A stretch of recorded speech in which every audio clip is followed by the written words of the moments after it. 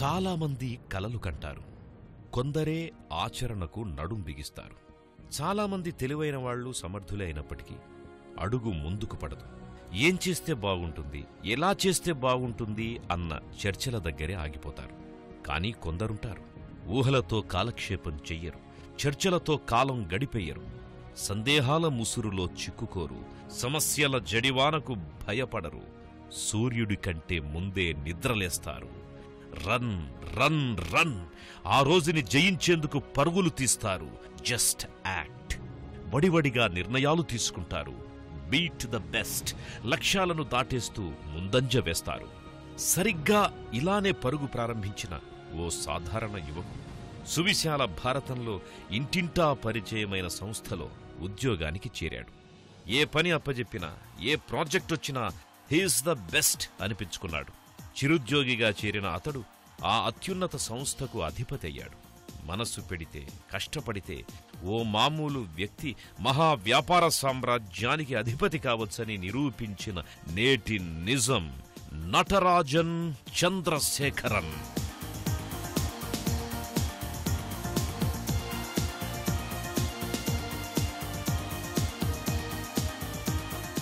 $7 లక్షల కోట్ల ఆదాయం, 7 లక్షల పైచిలుకు ఉద్యోగులు, 6 ఖండాల్లో 100కు పైగా దేశాల్లో కార్యకలాపాలతో విస్తరించిన టాటా గ్రూప్కి ఇప్పుడాయన చైర్మన్. అది 2005వ సంవత్సరం.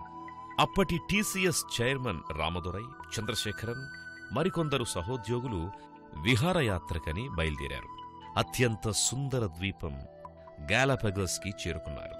చుట్టూ నీరు, పచ్చని చెట్లు, చల్లని గాలి, ఆ వాతావరణానికి పులకించిపోయారు.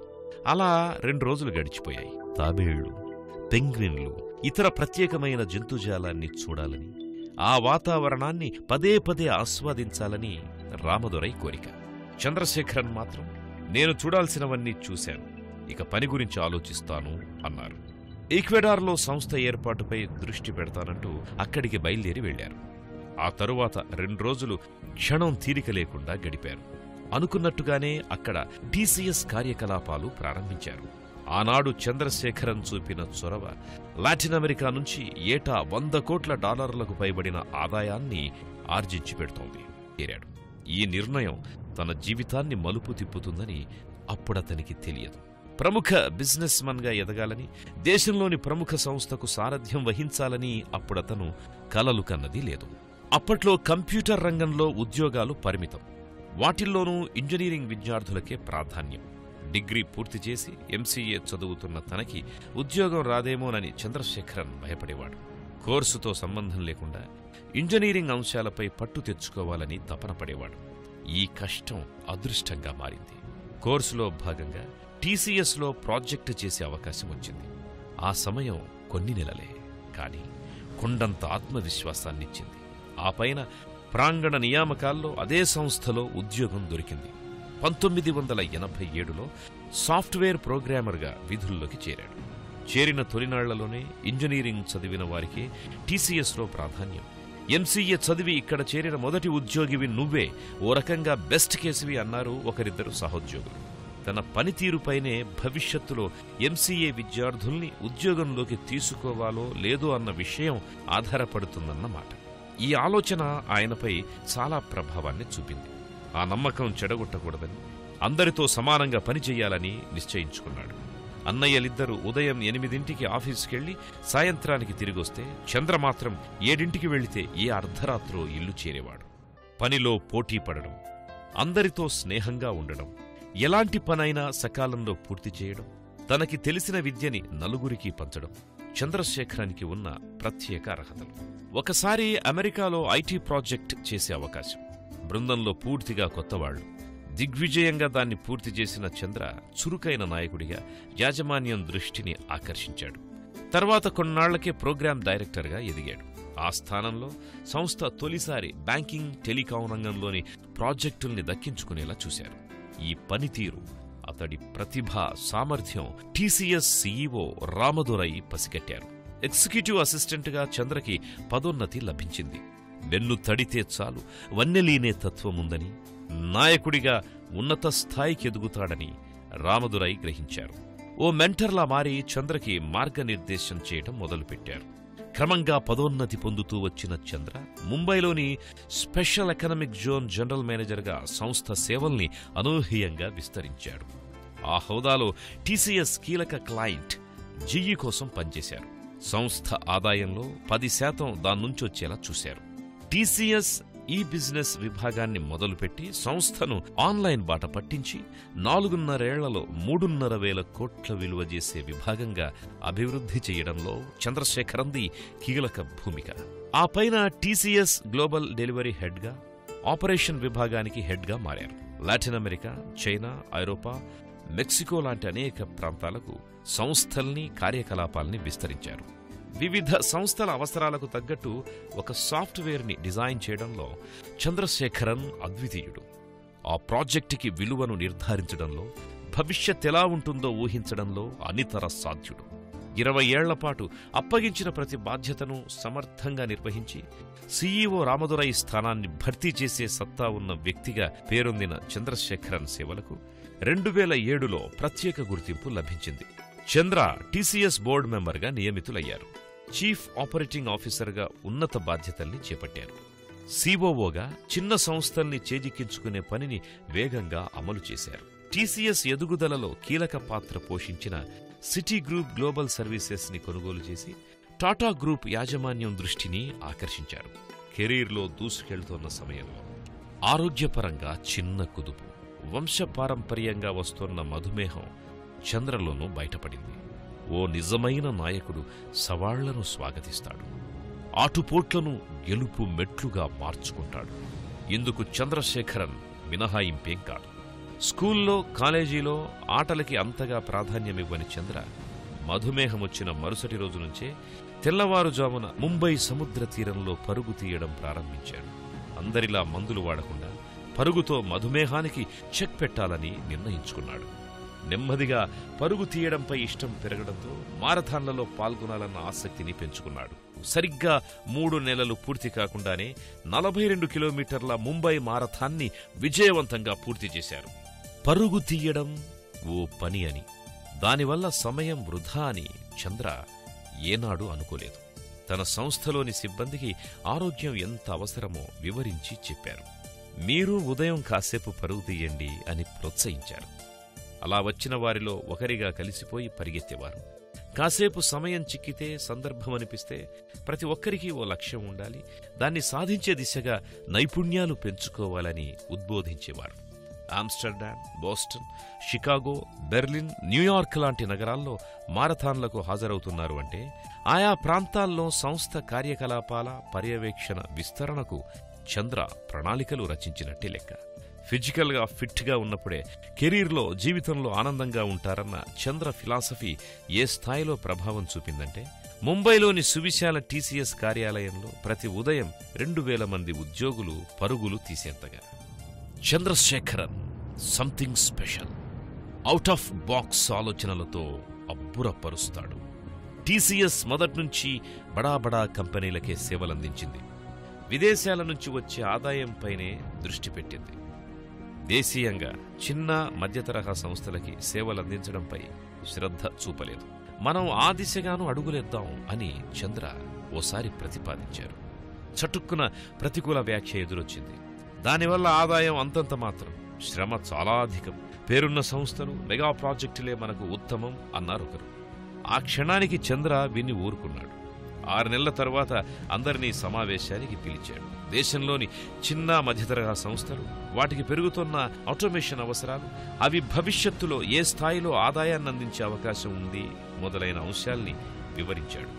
ఎవరి వద్ద మాటలు లేవు, చప్పట్లే.